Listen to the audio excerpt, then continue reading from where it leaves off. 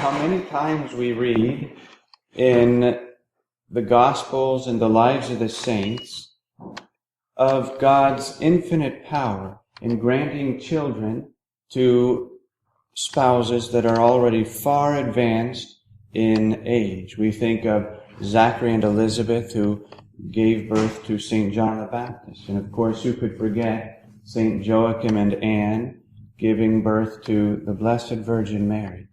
And today's saint is one of those saints. He was an answer to the prayers of his parents, who are already very far advanced in years, and he was given to them. But in their gratitude, this is what is so edifying. Oftentimes we ask for favors from God, and through forgetfulness or busyness, we forget to go back and thank him. Well, the parents of St. Stanislaus, after their child was born, gave him back to God. Just as Joachim and Anne gave Our Lady to the temple, so Stanislaus was given to the church. He was trained to be a priest, and eventually he was even raised to the bishopric, became the bishop of a city in Poland. And at that time, it was Stanislaus that was king of Poland, and he was a man of good disposition, ordinarily speaking, but because of all of his victories and all of his successes in life, he became a bit spoiled and then committed many very sinful acts of cruelty, and finally ended by scandalizing the whole country pretty much by committing adultery with the spouse of one of his noblemen. And this was the beginning of our saint's problems. It's something like the story of St. Thomas More, where you have to stand up for what is right, and in the end, there is trouble, humanly speaking, but a crown awaiting you. And so as a good shepherd, remember St. Stanislaus was already bishop, he corrected the king, and he told him openly that he was wrong in committing those sorts of sins. And then I suppose because of the public scandal, he then said that if you don't stop these sins, I will be forced to excommunicate you. Well, then all the slanders came against the name of St. Stanislaus, and he forced the two nephews of a certain dead man, whose name was Paul, to swear that this Paul, who was dead, had never been paid for the land that St. Stanislaus had bought for the church. Well, the saint remained calm.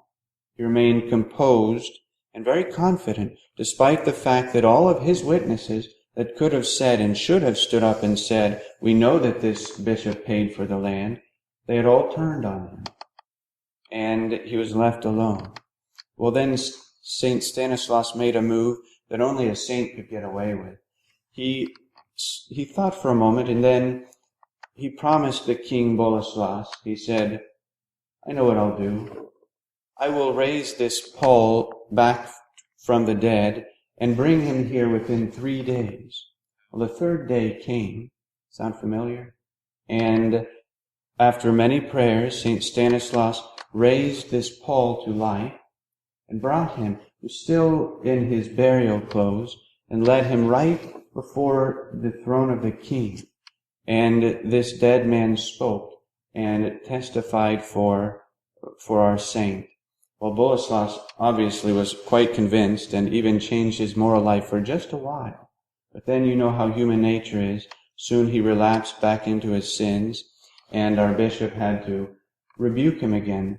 And at last, because his rebukes, his corrections did no good, he finally excommunicated him. And so then in defiance, the king went to the chapel at the very moment when St. Stanislaus was offering Mass. And it says that he sent in 3 companies of soldiers to kill the saint at the altar. And each one of them came out of the chapel, and they said, they told the king, they admitted, we couldn't do it. There is this beautiful and brilliant light that came down from heaven, and it scared us so much that we had to just flee. And so finally then, King Stanislaus went in and immediately cut off the head of St. Stanislaus right there at the altar. And so he has earned the title St. Stanislaus did of both bishop and martyr. It's a good lesson for us, a short one today. We should never fear to correct the sins of others when we're obliged to do so. No, never fear. The safest way to correct people is by your own good example, living your faith, obeying God's commandments, the commandments of the Church, practicing the virtues, imitating Our Lady's virtues, especially the ones that are most pleasing to her. And in that way, you will always be, even without ever saying a word, you will always be a sort of rebuke to the sinner's conscience. And that's what we want to be as Catholics. Just as Christ was a rebuke, without ever saying a word, he always rebuked the Pharisees because they saw that there was something more to our Lord's life than just externals. He was truly a virtuous man, and he was God.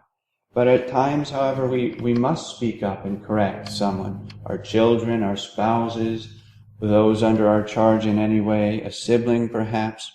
We must at times speak up, lest by our silence we condone their sin. Don't be afraid to just say it. What's the worst that's going to happen? Chances are you're not going to have your head chopped off. The worst that'll happen in our day is that someone's going to be offended. Someone's going to be angry with you for a time. But what of it? That's the worst case scenario. And then soon enough, they'll either come back to you and befriend you again, or they won't. But think of this. In the best case scenario, you'll have converted a sinner. And we know what the Gospels say of the conversion of sinners, that the angels of heaven rejoice more over the